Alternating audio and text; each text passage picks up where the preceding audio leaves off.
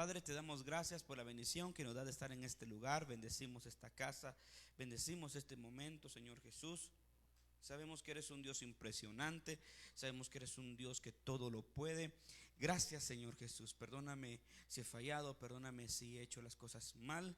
Quiero ser una persona conforme a tu corazón, Señor Jesús, para que esta palabra no estorbe los corazones. En el nombre poderoso de Jesús bendecimos este tiempo, este momento. Repite conmigo: yo creo que esta palabra marcará un antes y un después en mi vida, porque es palabra de Dios.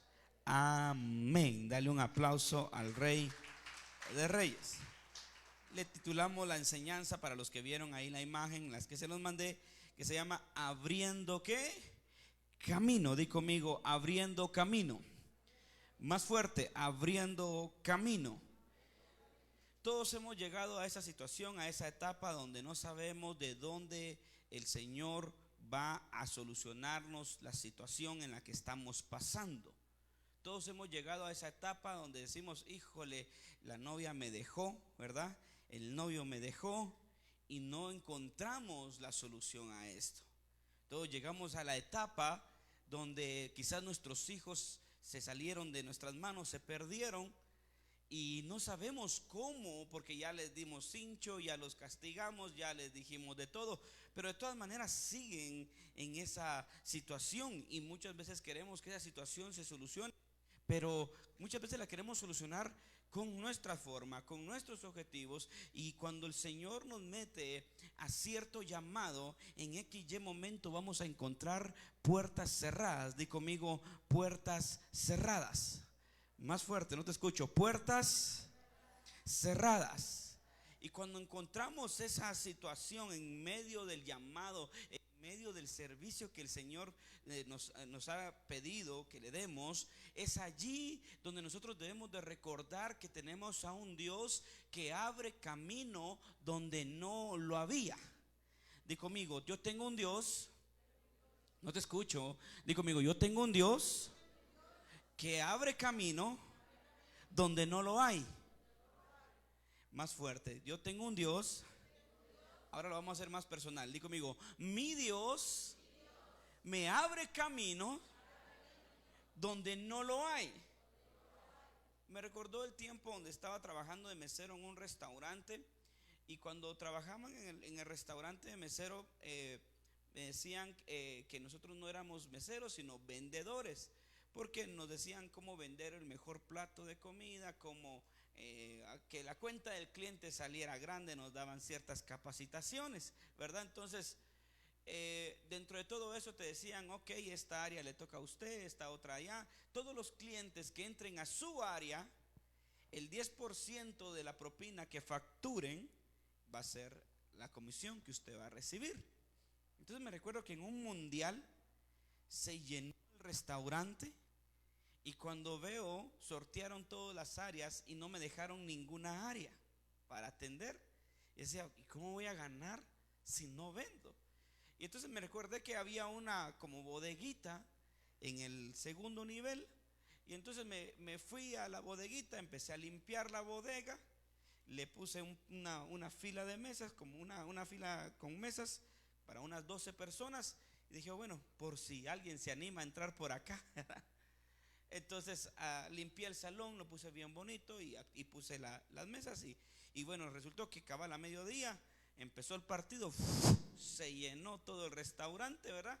Y yo espantando moscas, como decía mi mamá en los locales. Y entonces yo así bien preocupado, pero me recuerdo que algo pasó. Viene el dueño del restaurante, llama al gerente y le dice: alísteme una mesa para 12 personas, porque van los dueños del BAM y quiero que los atiendan de la mejor manera, y porque son mis amigos. Entonces, ¿qué pasó? Que cuando empezaron a preguntar dónde hay mesas, no hay, decían, no hay. Y entonces me acordé y les dije: yo tengo una mesa preparada en el salón de allá arriba que teníamos olvidado. Y me recuerdo que se pusieron contentos los gerentes, más otros meseros se pusieron bravos, porque como había competencia en ventas, ¿verdad? Entonces me recuerdo que cuando entra las 12 personas al segundo nivel, Se sentaron, abren la carta, eran de aquellas personas que no andaban buscando un cafecito al almuerzo, y pidieron sin límite, ¿verdad? Cuando empiezo a ver esa venta, fue la venta más grande que hubo en esa hora. A pesar de que todos tenían el montón de mesas, yo solo tenía una mesa, pero esa única mesa me gastó más que todos los que estaban sentados allí, y fueron los más atendidos porque llevaban el área VIP de parte del dueño. Entonces, ¿a qué me refiero con esto? Que muchas veces la bendición va a venir de la manera en que menos te imaginas, pero lo único que nosotros necesitamos es creer. Di conmigo, lo único que necesito es creer. Ahora, ¿cómo? No sé, pero va a pasar. No sé si me explico. Porque muchas veces nuestra fe depende de nuestra situación, y a veces quiero que entiendas esto, porque muchas veces nuestra fe está fe en mi estudio, fe en mi empresa, fe en mi negocio, fe en mis fuerzas. Muchas veces creemos eso. Ayer precisamente hablaba con un pastor que le dio COVID y que tuvo que gastar aproximadamente $500,000 de quetzales en oxígeno porque casi que moría. Y ayer estaba haciéndole sonido en su iglesia, y me platicaba, y porque él me dice, en esa etapa, la más dura, me dijo, yo estaba encerrado con oxígeno, nadie podía verme, pero era el día de mi cumpleaños. Y ¿sabes qué, hermano? Me dijo, llega una persona y me levanta una cajita ahí desde la ventanita y me dice, este es tu regalo de cumpleaños. Yo con oxígeno, me decía. Y la cajita tenía una MacBook de 14,000 quetzales, me decía. Era una laptop que yo precisamente la estaba usando. Yo decía, ¿qué maquinota? Le digo, ¿qué nivel? Era porque yo sé que son caras. Entonces él me decía, mira, me dijo, ahora después de la pandemia, yo lo que creí que me iba a dejar endeudado fue donde Dios más me bendijo. Ahora tiene una camioneta, una Toyota 4Runner. La iglesia, donde es la iglesia, era su casa en el segundo nivel. Ahora se compró una casa y dejó su segundo nivel para parte de la iglesia. Yo me quedo sorprendido porque lo que muchos pensaron que iba a ser su final era su comienzo. Di conmigo, lo que muchos piensan que va a ser mi final es mi comienzo. Y eso a mí me encanta porque es la forma creativa de Dios. Di conmigo, yo tengo un Dios creativo. ¿Y eso qué significa? Que Dios no repite moldes.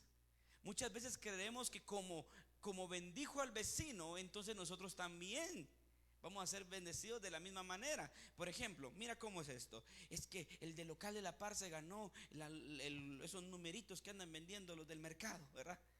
Entonces vienes y vas a comprar igual que él, y a veces piden hasta el mismo número que compró el otro, ¿verdad? Dices el mismo, ese es el de la suerte, dices. Y muchos seguimos las bendiciones, muchos andamos tras las bendiciones, pero cuando el Señor actúa a favor nuestro, las bendiciones nos persiguen a nosotros. Alguien dice amén y le da un aplauso al Señor.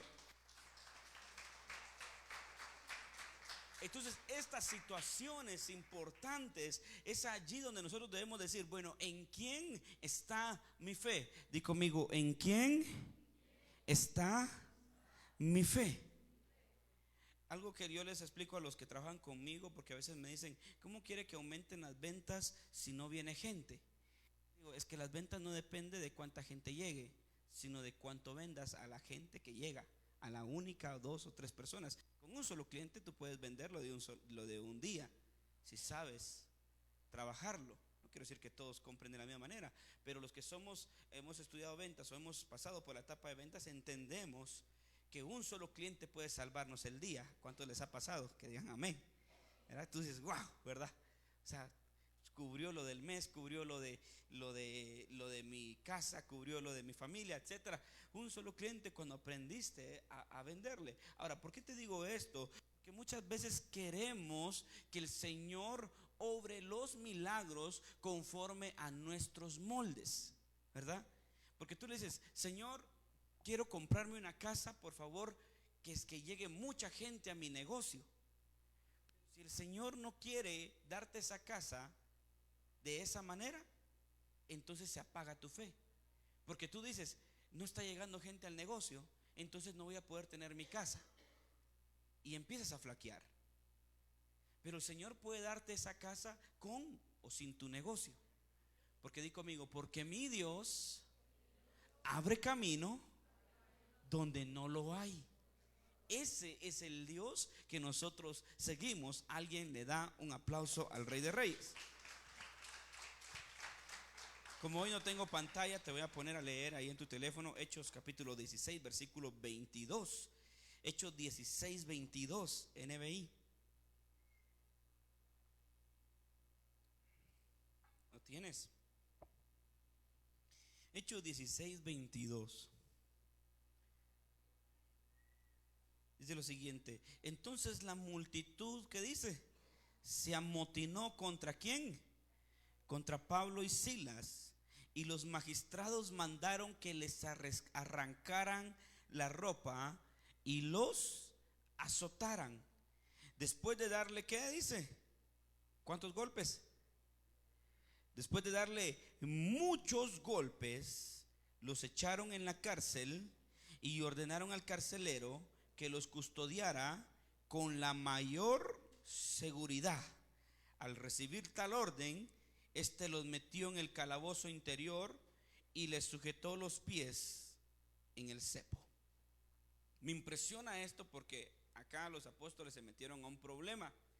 Había una mujer que tenía espíritu de adivinación.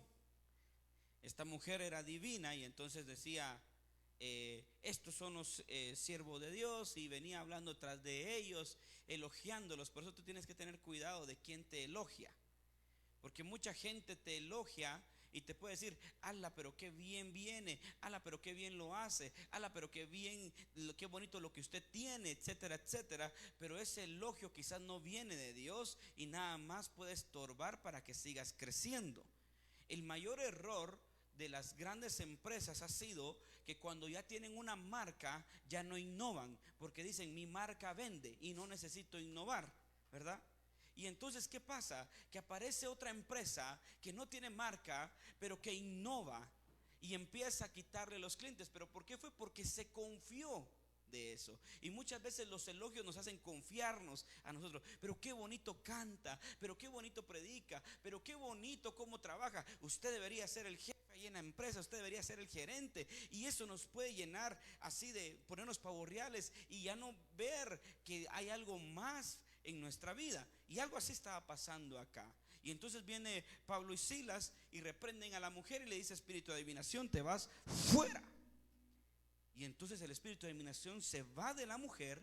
Pero como los que tenían contratados a esta mujer ganaban mucho dinero a causa de la adivinación, porque tú sabes que la gente anda viendo, ¿verdad?, cómo saber el futuro. Ahí andan leyendo el horóscopo, ahí andan viendo qué dice el diario para su vida. Mira, hoy se ha modernizado, entre comillas, esto, porque tú entras ahí, qué mujer de la antigüedad te representa, ¿verdad? Entra a este link para saber quién eres, ¿verdad? Y ahí van todos, a ver quién soy, etcétera, etcétera. Pero lo que quiero decirte es de que la adivinación es parte de la hechicería, de la brujería. Hace poco hablaba con mi cuñado y él me decía que los de Tigo estaban leyendo el tarot y que lo que contrataban eran brujas. Y entonces, entonces la gente llamaba, mire cómo va a ser mi día el día de hoy, ¿verdad? ¿Cómo va a estar mi suerte? ¿Qué número debo de comprar para la fortuna? Etcétera, etcétera. Este trabajo era el que hacía esta mujer. Y entonces Pablo y Silas le dice, fuera. Sale el demonio, los magistrados se enojan, los meten presos, los arrestan y los meten a la cárcel y les ponen cepo. Ahora, ¿cuál sería la forma de salir de esta cárcel? Normalmente, llamando a un abogado, pagando la multa. Pero el Señor hace algo que nadie se imaginó. Y por eso es que te digo lo que va a pasar acá en capítulo 25, versículo 25. Dice, a eso de la medianoche, Pablo y Silas se pusieron a orar y a cantar himnos a Dios, y los otros presos los escuchaban. Creo que muchas veces agarramos a entrar en la locura. Yo le decía a mi esposa el día viernes, digo, qué día más duro para mí, qué día más pesado, le digo. O sea, tenía tenía que pensar en acciones de emergencia. O sea, no podía decir que a ver qué dice Dios, porque yo ya sabía que a las 4 de la tarde tenían que estar probando sonido. Y plan A era una planta, plan B una fogata, plan C, ¿verdad?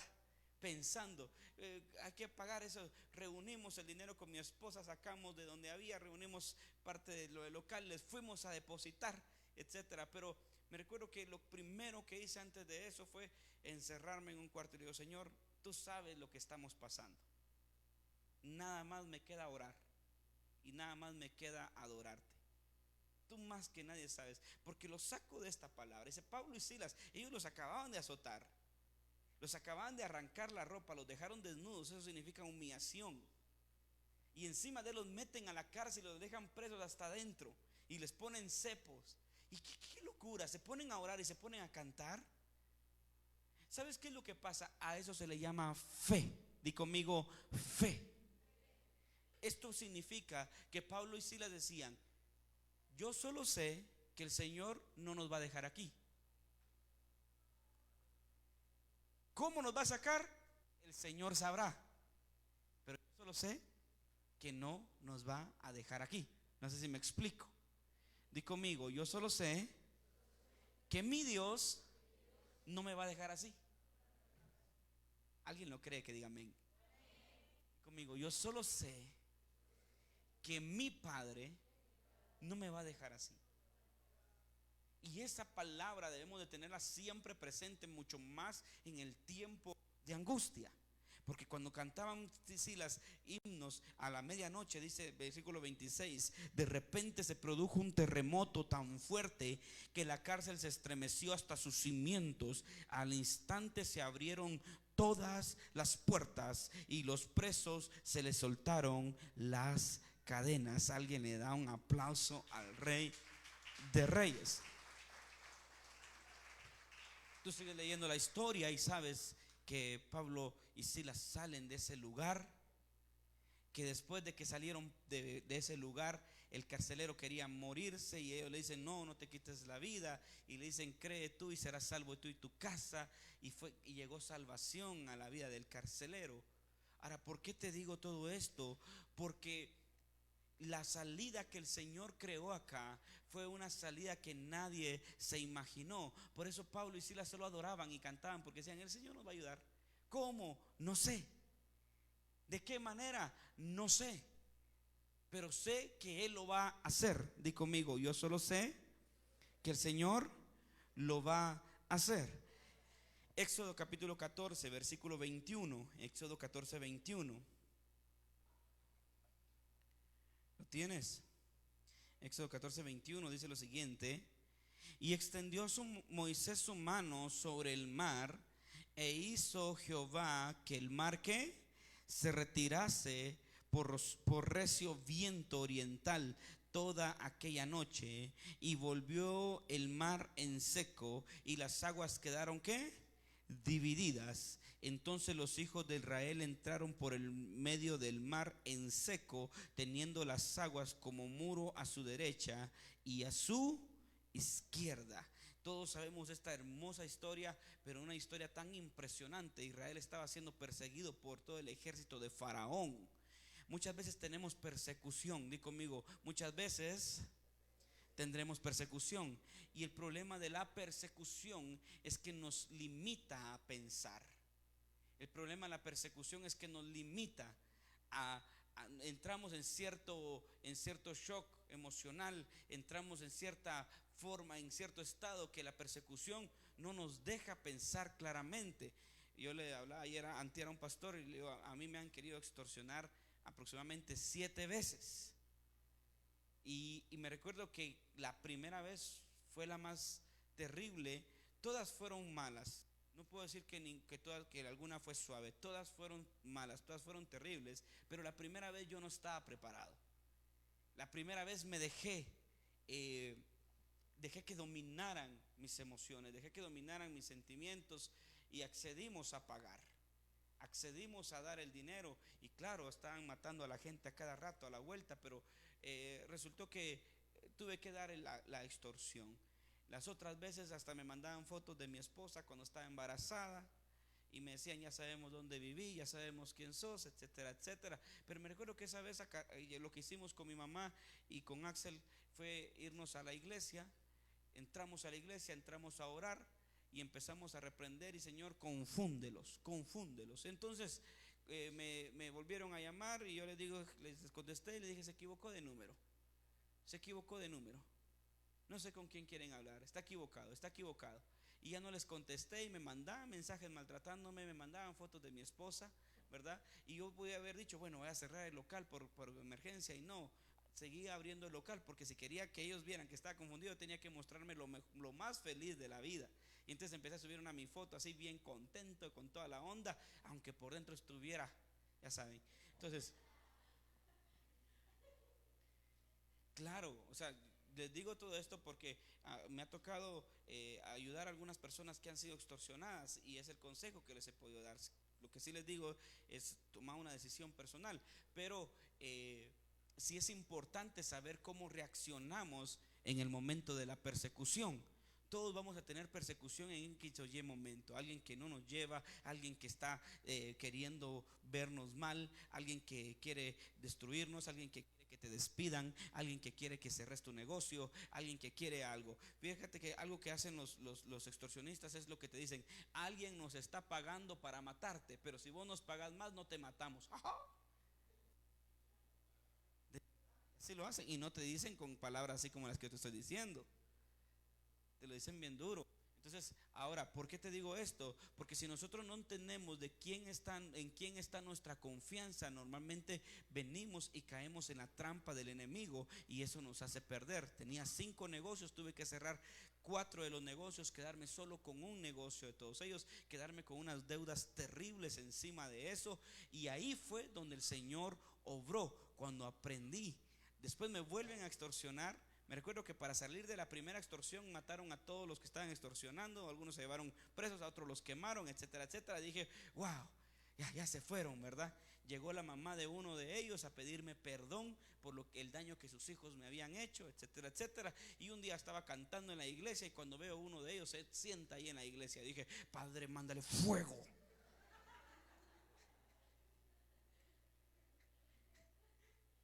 Que no es fácil, ¿sí? No es fácil. Entonces, pero el Señor sanó mi corazón, etcétera, pero volvió a llegar la prueba. Me vuelven a extorsionar. Y entonces me recuerdo que la segunda vez que me extorsionan ya fue bien fácil. Y le dije, mira, brother, ya cerré los locales, ya no tengo pisto, yo debo, si querés matame. Porque aquí pisto ya no hay.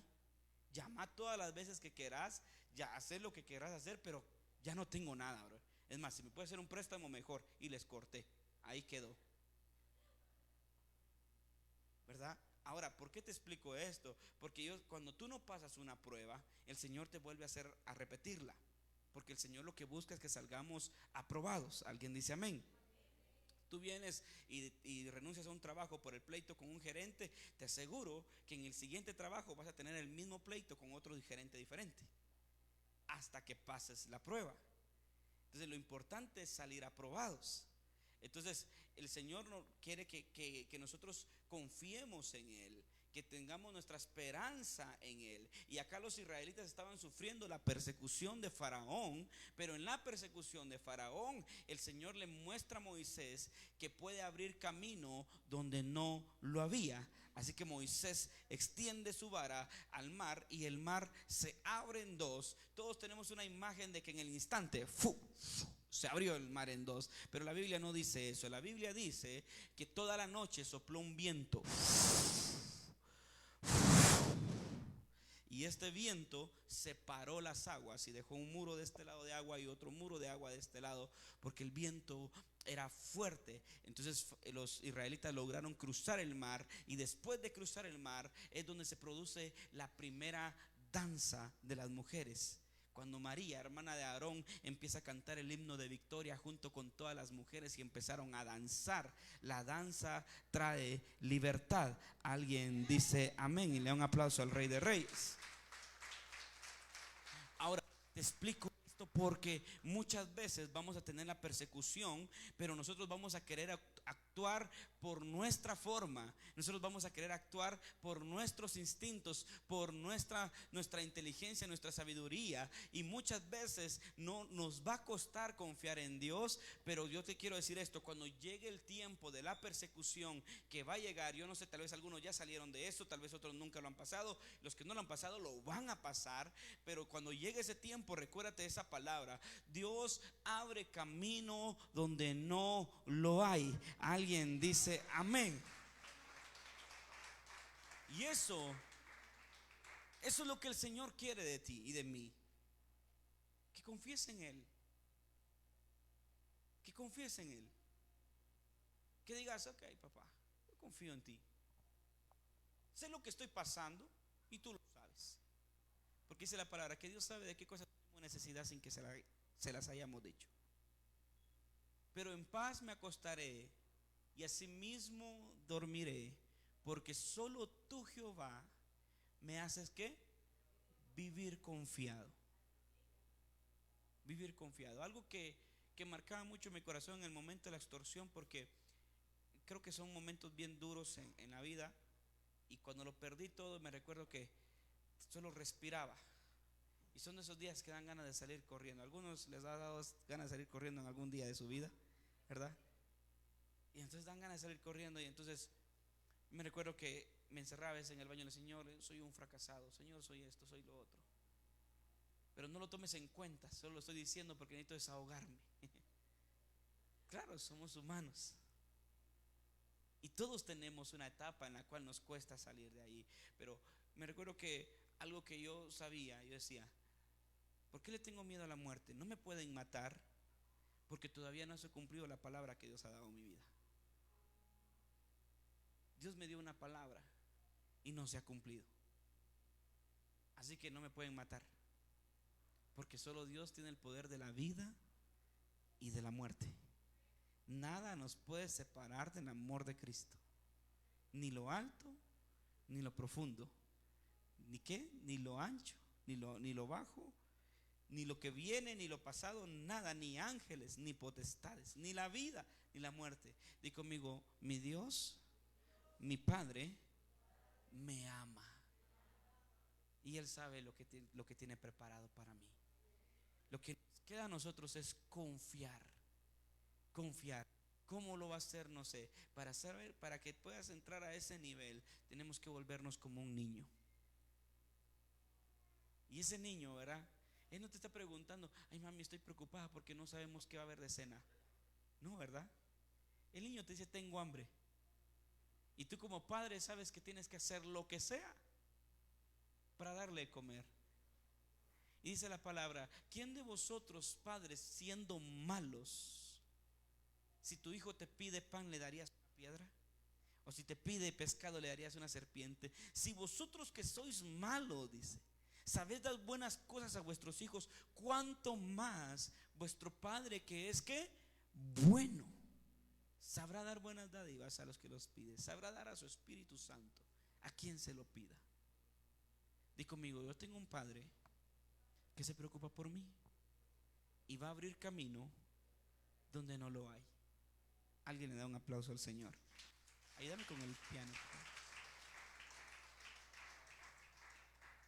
Deuteronomio capítulo 31, versículo 7.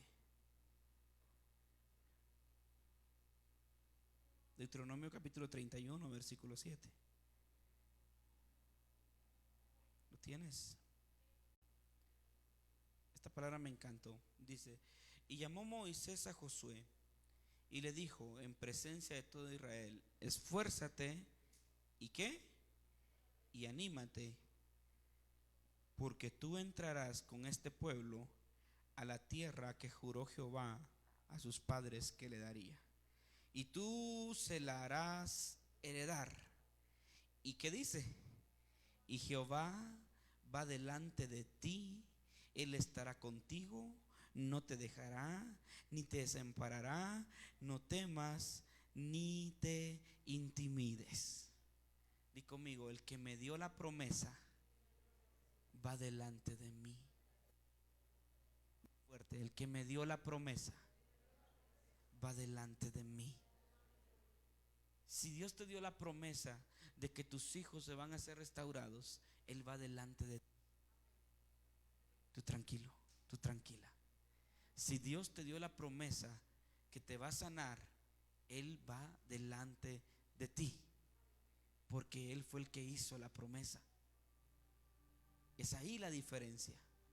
Por eso Moisés le dice a Josué: tranquilo, Josué, el Dios que juró es el que va delante. El Dios que te juró a los padres, a nuestros padres, a nuestros ancestros, que tendríamos esta tierra, va delante de nosotros. Y Dios no es hombre para que mienta, ni hijo de hombre para que se arrepienta, porque fiel es el que hizo la promesa. Isaías 45, versículo 2. Isaías 45, 2. Isaías 45, 2. ¿Lo tienes?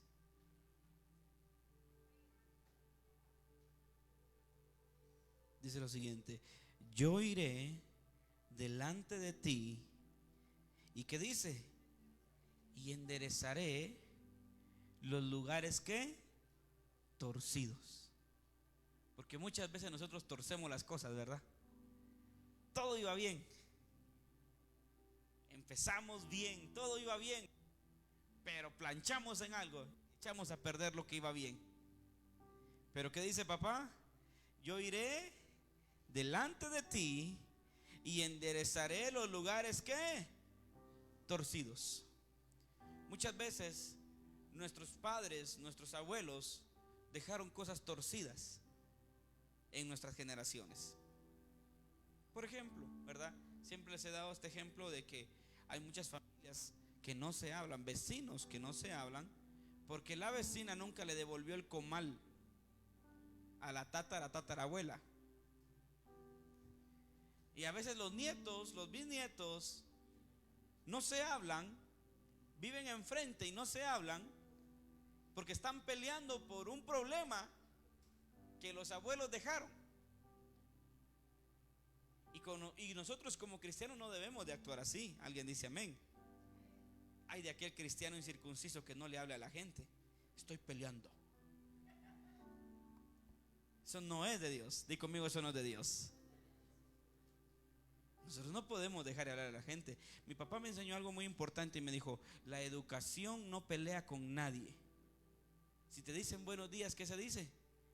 Buenos días, coche. Así me decía mi papá, ¿verdad? Mi mamá me decía: la educación no pelea con nadie. Y a veces sorprende eso, que tienes un problema con alguien y no se hablan. Y a veces dentro de la misma iglesia estamos peor. No debemos de ser así. Si no te hablan a ti, pues ya hay persona con su problema. Pero tú y yo debemos de cumplir. Si ves a alguien, buenos días.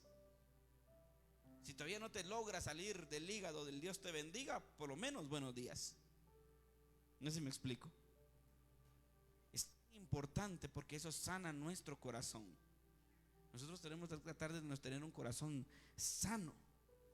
Ahora, en Isaías 45, 2 dice lo siguiente: yo iré delante de ti y enderezaré los lugares torcidos, quebrantaré puertas de bronce y cerrojos de hierro haré pedazos.